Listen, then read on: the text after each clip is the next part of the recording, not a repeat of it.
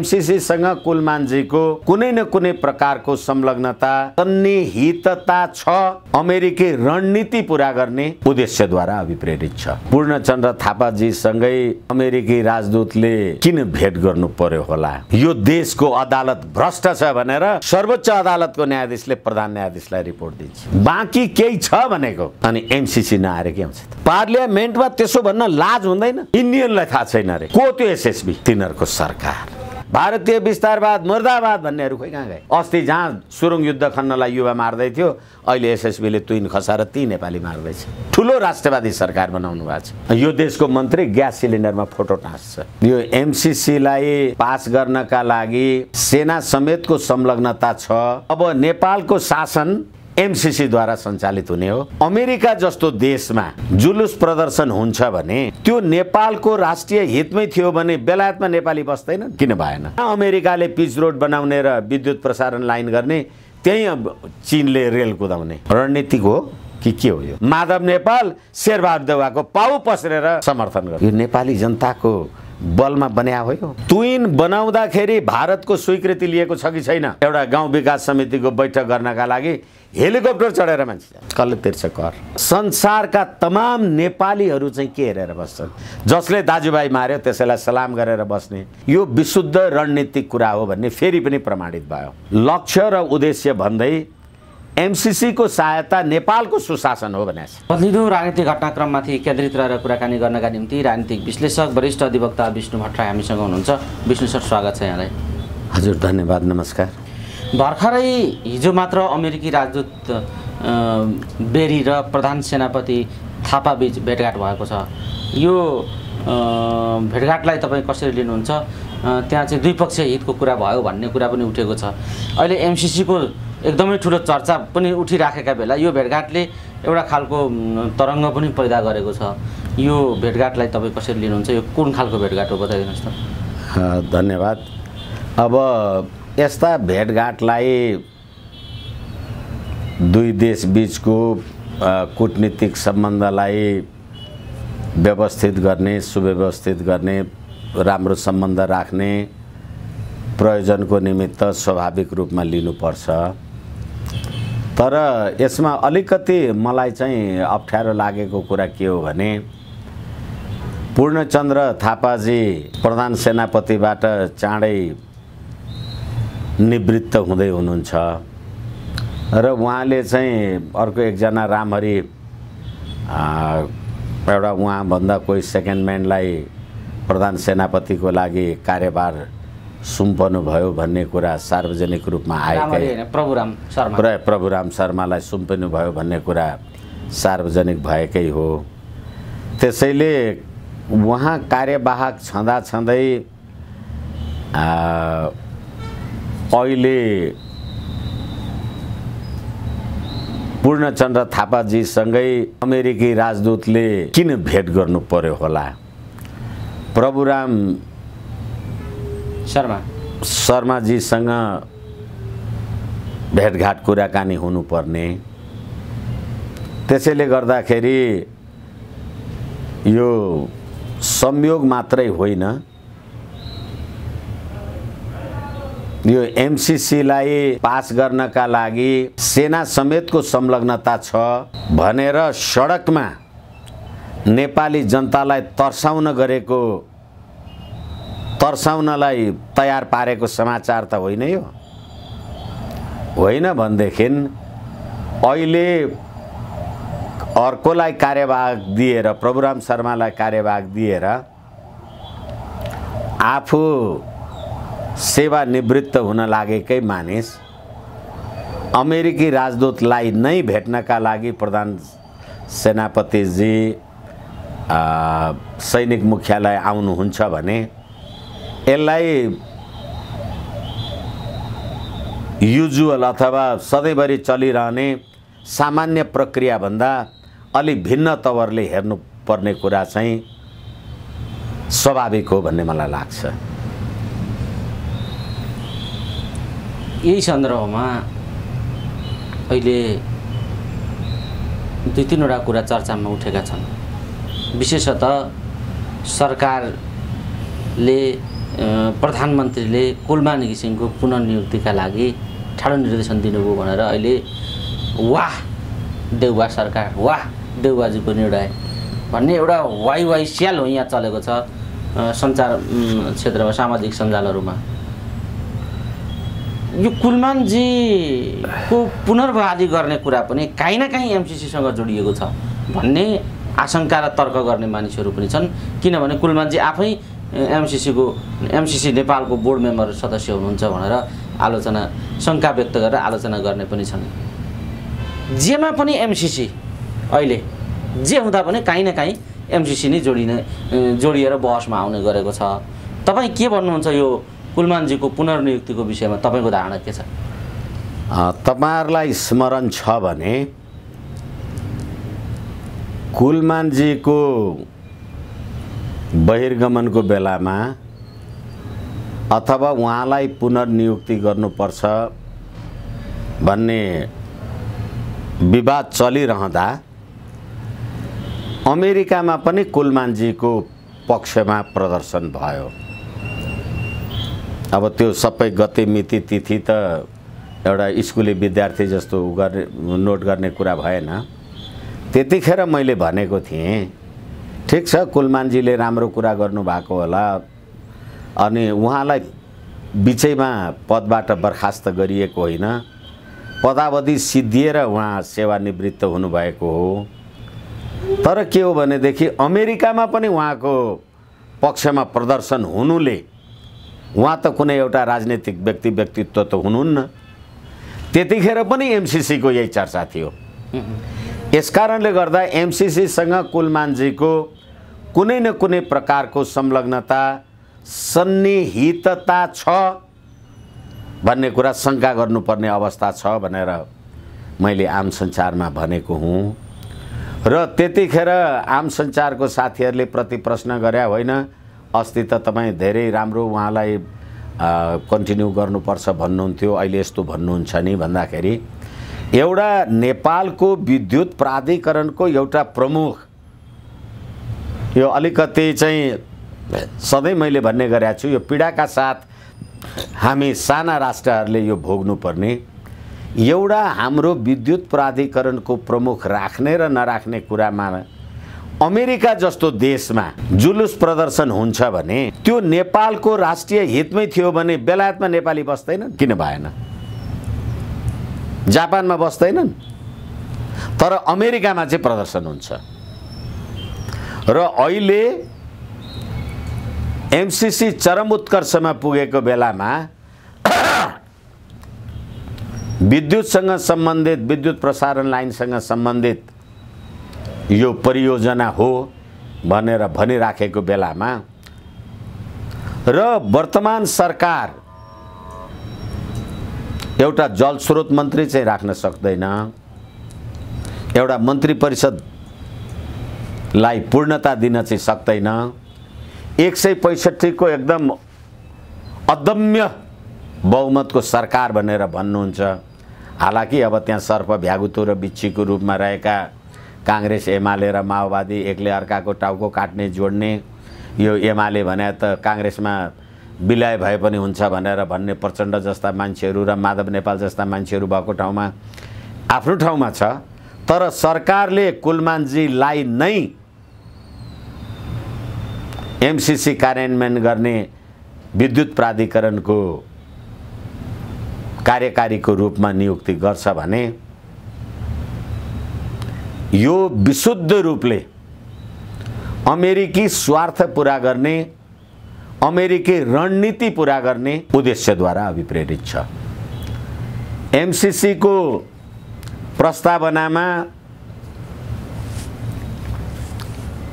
हालाकि हामीले धेरैचोटि कुरा गरिसकेका छौँ, यो 50 करोड अमेरिकी डलर, 50 अर्ब 55 अर्ब नेपाली रुपियाँ बराबरको एउटा अमेरिकी सम्झौता संसदबाट किन अनुमोदन हुनुपर्छ भन्ने कुरै यो सबैभन्दा ठुलो जिज्ञासा चर्चाको विषय हो। र अहिले तपाईले भन्नुभए अनुसार घर बिदामा बस्नु भएको प्रधान सेनापति आफ्नो कार्यालय फर्केर आएर अमेरिकी राजदूतसँग वार्ता गर्नुहुन्छ अनि एमसीसी सँगै सन्निहित छन्। अघि मैले तपाईलाई भने अमेरिकामा पनि कुलमानजीको पक्षमा नारा जुलुस लाग्यो भन्ने कुरालाई लिएर हेर्दा सरकारले पूर्णता नपाइराखेको अवस्थामा कुलमानजीलाई नै त्यसमा नियुक्त गरिनु अथवा नियुक्त गर्ने अग्रसारिता हुनुले यो विशुद्ध रणनीतिक कुरा हो भन्ने फेरि पनि प्रमाणित भयो। यो एमसीसी को प्रस्तावनामा हालाकि यसको बारेमा धेरै ठुलठुला मान्छेहरू म कैयौं बहस गर्न तयार छु, एमसीसी देशको पक्षमा हितमा छ भन्यो। यो एउटा विशुद्ध आर्थिक सहयोगको कुरा हो भनेदेखि तपाईले संसारका अरू देश अरू संस्थाहरूसँग अर्बौं अर्ब खर्बौं खर्ब अहिले पनि केपी शर्मा ओलीजीको बजेटले 6 अर्ब विदेशी ऋणको लागि प्रस्ताव गरेको छ। 6 अर्ब खर्ब विदेशी ऋणको प्रस्ताव गरेको छ भनेदेखि अब यस्ता खालका ऋणहरू पार्लियामेन्टबाट अनुमोदन हुनु नपर्ने, तर यो चाहिँ पार्लियामेन्टबाट संसदबाट प्रतिनिधि सभाबाट अनुमोदन हुनुपर्ने कारणले गर्दा नै नेपाली जनतामा यो रणनीतिक कुरा हो, यो सामरिक सैन्य गठबन्धनको कुरा हो भन्ने कुराले स्थान पाएको हो। यसको प्रस्तावनामा अरू कुराका अतिरिक्त नेपालको सुशासन, आर्थिक समृद्धि र सरकारले नागरिक समाजसँग परामर्श गरेर यो परियोजना लागू गर्छ भनेर यसको प्रस्तावनामा उल्लेख छ भने एमसीसी परियोजनाको बारेमा आम नेपाली जनताको जे धारणा, जे गतिविधि, जे काम कार्यवाही हो तपाईहरु सबैले देख्नु भएकै छ। नेपाली जनताको कुन तह तबकाबाट कहिले यसलाई नागरिक समाजसँग यो सरकारले के परामर्श गर्यो, यो अर्थहीन व्यर्थहीन लेखाइ जस्तो देखिन्छ। र नेपालको सुशासन भनेको छ। अब नेपालको शासन एमसीसी द्वारा सञ्चालित हुने हो। नेपालको सुशासनको लागि अमेरिकामा सम्झौता गर्नुपर्छ। अब नेपाली जनताको लागि नेपाली जनताकै नेता अथवा नीति पद्धति प्रणालीले नेपालमा सुशासन हुँदैन। अब त्यसै गरेर यसको धारा 1 मा पनि लक्ष्य र उद्देश्य भन्दै एमसीसी को सहायता नेपालको सुशासन हो भनेको छ। यो त मैले आम सञ्चारमा अथवा यो गुगलमा हेरेर एमसीसी सम्झौताको नेपालीकरण जे सार्वजनिक भएको छ त्यसलाई हेरेर निवेदन गर्दैछु र सारा यो सरकारले भनिदियोस् नेपालको सुशासनमा एमसीसी को सहायता नेपालको सुशासन र आर्थिक स्वतन्त्रतामा निर्भर गर्छ भनेर उल्लेख हुनुले सुशासन तपाईका प्रतिनिधिले गरेका छन् कि एमसीसी द्वारा तपाई अब शासित हुनुहुन्छ। अर्को कुरा,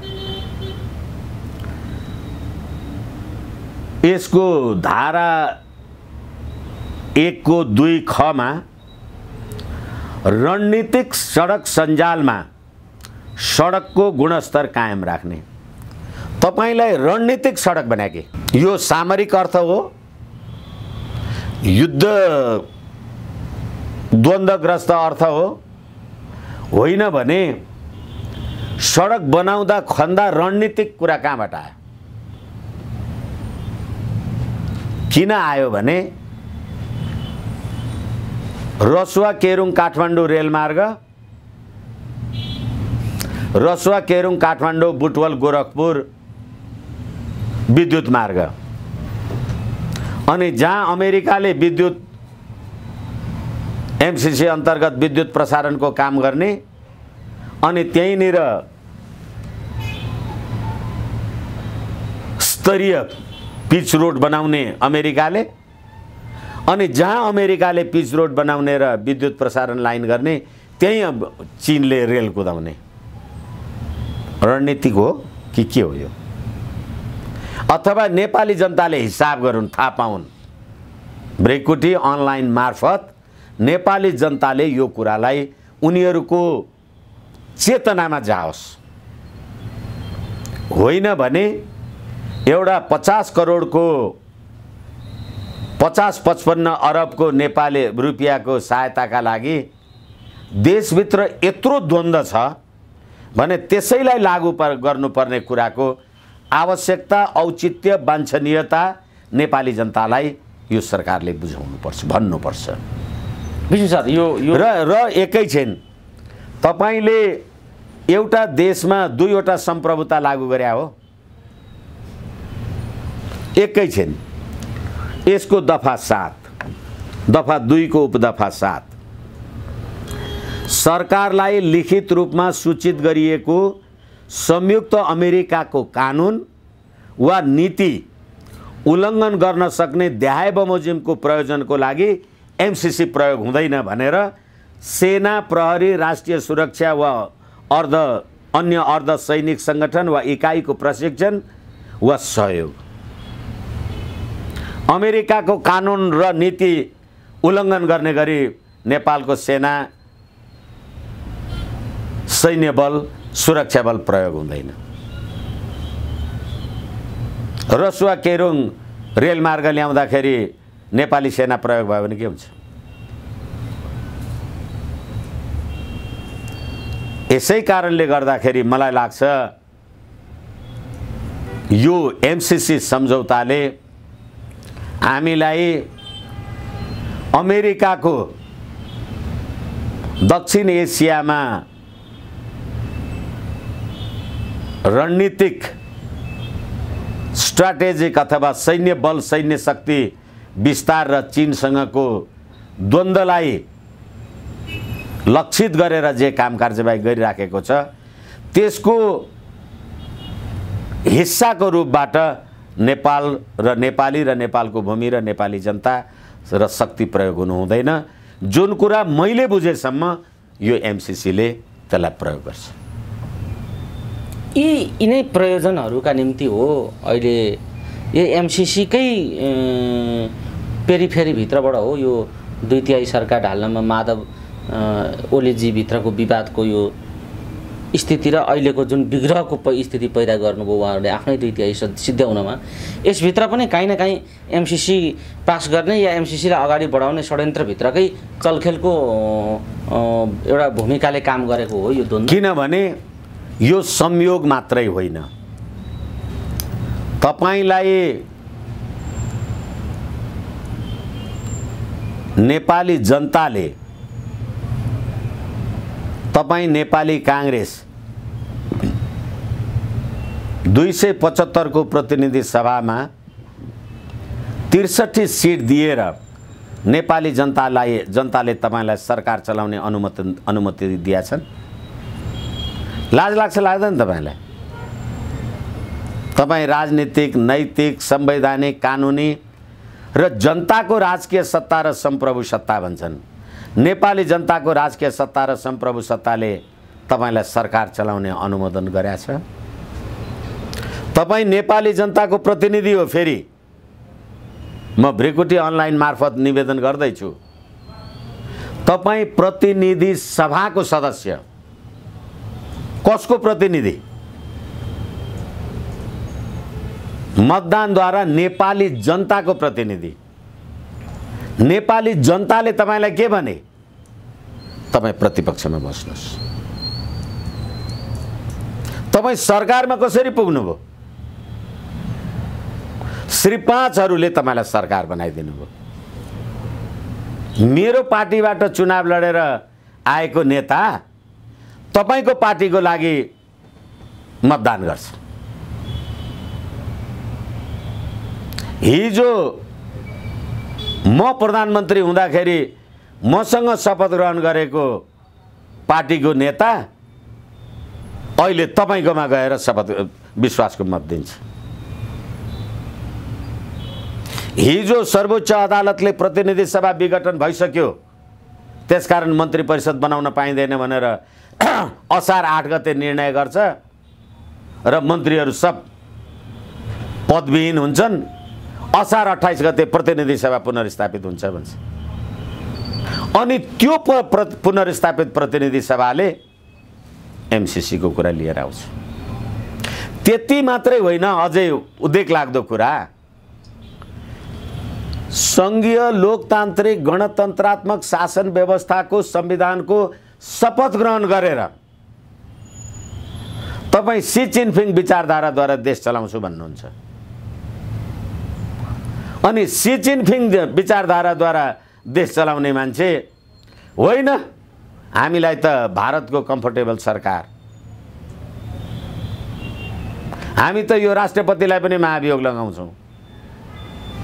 अनि अघि मैले भने सर्प भ्यागुतो र बिच्छी, यो संविधान आउँदाखेरि जारी हुने बेलामा मधेसको आन्दोलनमा, हाम्रो आन्दोलनमा सहभागी हुन आऊ, मर्यो भने 50-50 लाख रुपियाँ दिन्छु भन्ने राजेन्द्र महतो, उपेन्द्र यादवहरू शेरबहादुरजीलाई सहयोग गर्दैछन्। अहिले त्यो पैसा कहाँबाट आउँछ? अनि कम्युनिस्टले चुनाव जित्यो भने त यो देशमा रुने आँसु बगाउन पनि पाइँदैन भन्ने शेरबहादुर देउवा, अनि त्यही कम्युनिस्टबाट चुनाव जितेर आएको माधव नेपाल शेरबहादुर देउवाको पाउ पस्रेर समर्थन गर्छ। यो नेपाली जनताको बलमा बन्या हो यो।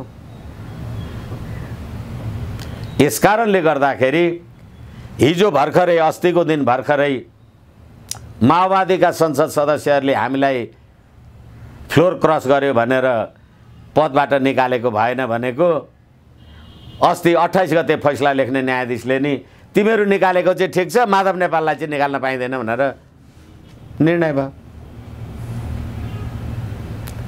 अनि मैले निवेदन गरेको छु, 28 गते यो फैसला आउनुभन्दा 10, 12, 15 दिन अगाडि 81 करोडको गाडी किन्ने पैसा अदालतलाई, अनि साउन 15 गते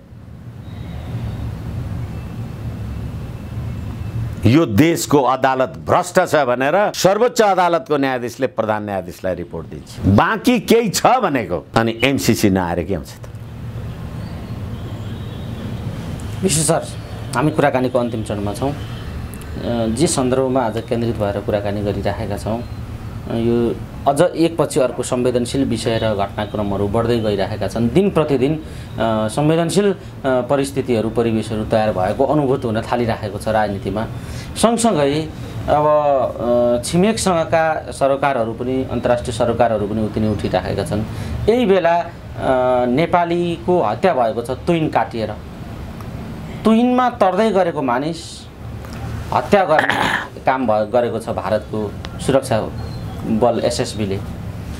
त्यसका निम्ति नबोल्न एक किसिमको दबाव सिर्जना गरेको छ सरकारले। यो सरकार यस विषयमा नबोल्नु भन्न चाहन्छ, बोलिदिए बापत उसलाई टाउको दुखाइ भइराखेको छ। यो के भइराखेको छ? किन यस्ता किसिमका हरकतहरू बढिराखेका छन्? तपाईँ के भन्नुहुन्छ? संसदभित्र पनि तर्कातर्की यही विषयमा उठिराखेको छ, तर यसको ठोस जवाब यति दिनभित्र पनि राज्यले दिन सकिराखेको छैन। कुनै कारबाहीको कुरा त टाढाको विषय हो। के भन्नुहुन्छ यो विषय? तपाईलाई म एउटा यो अखबारको कुरालाई लिएर निवेदन गरौँ। यो सत्ताधारी पार्टीको, म नाम लिदिनँ, संसद सदस्यले हिजो दार्चुलाको घटनाको बारेमा एमसीसी को संलग्नता नरहेको भनाई सार्वजनिक भयो भनेको छ। एसएसबी को संलग्नता छैन, भारतको संलग्नता छैन अरे। एसएसबी को संलग्नता नरहेको कुरा सत्ताधारी पक्षको मान्छेले। अब तपाईले राष्ट्रिय गान बनाउनु भएको छ, सार्वभौम भई फैलिएका मेची महाकाली।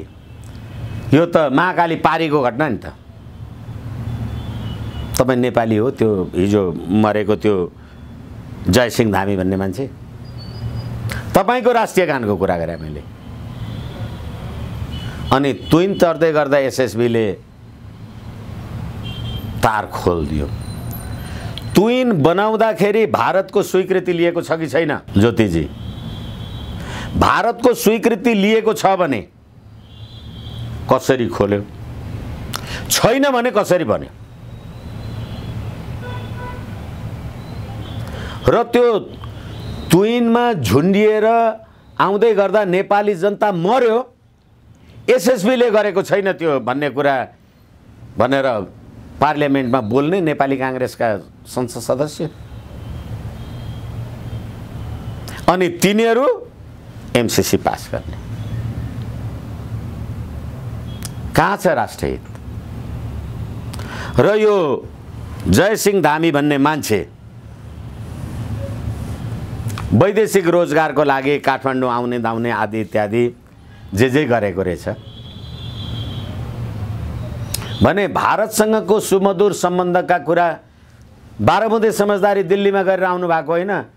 अनि नेपालमा 17,000 मान्छे मारेर अहिले प्रचण्ड र शेरबहादुर देउवा एउटै घाँटी जोडेर बसेको बेलामा अब अस्ति जहाँ सुरुङ युद्ध खन्नलाई युवा मार्दै थियो, अहिले एसएसबीले तुइन खसाएर ती नेपाली मार्दैछ। ठुलो राष्ट्रवादी सरकार बनाउनु भएको छ, प्रतिगमन सच्याउनु भएको छ, संविधान लिएर आउनु भएको छ। त्यति मात्रै नभएर वैदेशिक रोजगारमा जाने यी जयसिंह धामी जस्ता मान्छेहरूले गएको 11 महिनामा 8 खर्ब 70 अर्ब रेमिटेन्स यो देशमा पठाए। त्यही जनता मर्दैछ। कोरोना महामारीको लागि 560वटा ग्यास सिलिन्डर पठाए उहाँबाट। यो देशको मन्त्री ग्यास सिलिन्डरमा फोटो टाँस्छ। पीडा बोल्ने, कति बोल्ने, कहाँ बोल्ने भने यो देशका जनता, यो राज्य व्यवस्था, यो प्रणाली, यो एमसीसी, हाम्रो भूगोल, इतिहास, संप्रभुता, स्वाधीनता कहाँ हरायो? पार्लियामेन्टमा त्यसो भन्न लाज हुँदैन? इन्डियनलाई थाहा छैन रे को त्यो एसएसबी? तिनीहरूको सरकार। अनि नेपाली जनताको शान्ति समृद्धि र नेपाली जनताको संप्रभुता भने त बगरेको पसलमा बाँधेको बाख्राको दीर्घ जीवन भने जस्तो। कतिखेर मर्नुहुन्छ ठेगान छैन। अहिले पनि म एउटा आम सञ्चारमा हेर्दैछु, धादिङको एउटा गाउँ पञ्चायतमा एउटा गाउँ विकास समितिको बैठक गर्नका लागि हेलिकप्टर चढेर मान्छे कसले तिर्छ कर? यस कारणले गर्दाखेरि यो नियति र यसबाट नेपाली जनताले बरु संवैधानिक राज संस्था, अखण्ड नेपाल, हिन्दू राष्ट्र, अखण्ड राष्ट्रको कुरा हामीले जे गरेका थियौँ र 12 बुँदे समझदारी गरेर देशको अस्मितामाथि एकपछि अर्को कहाँ छन् यी पार्टीका कार्यकर्ता, आम मानिसहरू, जिन्दाबाद र मुर्दाबाद गर्ने मान्छेहरू? जयसिंह धामीलाई एसएसबीले झुन्ड्याएर भारतीय विस्तारवाद मुर्दाबाद भन्नेहरू खोइ कहाँ गए? यसैले देशको राष्ट्रियता, राष्ट्रिय एकता, अखण्डता, स्वाधीनता क्रमशः स्खलित, तेजोबद्ध हुँदै गएको छ र पार्लियामेन्ट त्यस्तो छ। विष्णु सर, जाँदै जाँदै यी समग्र सङ्कटहरू जे गतिरोधहरू पैदा भएका छन्, देशको सुरक्षा निकाय छ, देशमा आर्मी छ, प्रहरी छ, सीमा सुरक्षा बल छ, नेपालको पनि सशस्त्र, यो बारेमा यी कसैले धारणा सार्वजनिक गर्नु नपर्ने? एउटा नेपाली तुइनमा सिमानामा मर्दा सरकार यो ढङ्गले, गैर जिम्मेवार ढङ्गले प्रस्तुत हुन मिल्ने भन्ने प्रश्न अहिले खडा भइराख्दाखेरि यो सुरक्षा निकायले पनि त आफ्नो तरिकाले केही न केही त एउटा रिजल्ट दिनुपर्ने हो नि। त्यस्तो होइन यो? मलाई लाग्दैन। फेरि पनि फर्किएर सर्वोच्च अदालतमै भ्रष्टाचार छ भन्ने प्रतिवेदनलाई परिलक्षित गर्दै यो प्रशासन अथवा प्रहरी प्रशासन सुरक्षा निकाय नेपाल सरकारको अनुमति भन्दा बाहिर जान सक्ला? तपाईं नेपाल सरकारको अनुमति बिना केही कुरा बोल्नका लागि मलाई लाग्छ तपाईं स्वतन्त्र हुनुहुन्न। र अर्को कुरा के हो भनेदेखि यो देशको जसले तपाईंलाई त्यो पद प्रतिष्ठामा विराजमान गरायो होला, त्यो देशको मन्त्री प्रधानमन्त्री, त्यो देशको राज्य प्रणाली नै जब भारतीय आशीर्वादको 12 बुँदे समझदारीबाट प्रारम्भ भएको छ र त्यसैको जगमा तपाईं उभिनु भएको छ, तपाईले के भन्न सक्नुहुन्छ?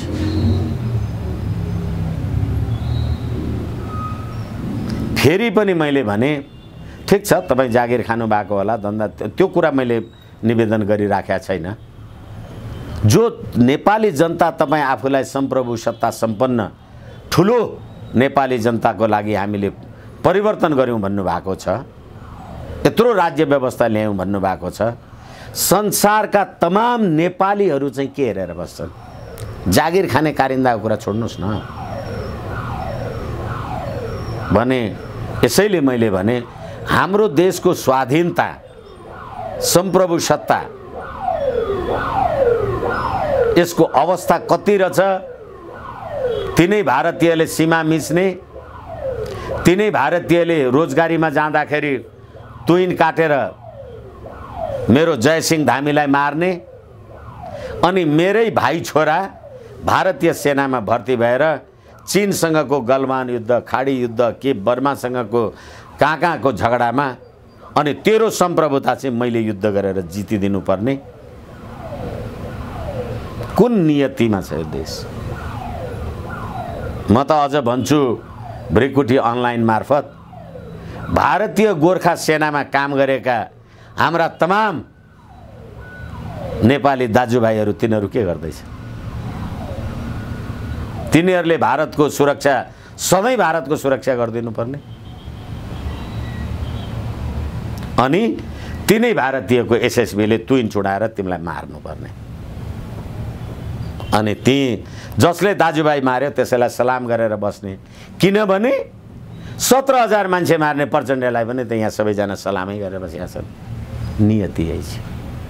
हस् विष्णु सर, समय दिनुभयो। अब घटनाको चिरफार गर्ने एउटा अमूल्य समय प्राप्त भयो हामीलाई। यो समय र यो संवादका लागि यहाँलाई धेरै धेरै धन्यवाद छ। भ्रिकुटी अनलाइन टिभीलाई हार्दिक धन्यवाद। यो अकथनीय पीडा कति बोल्ने, फेरि पनि धन्यवाद।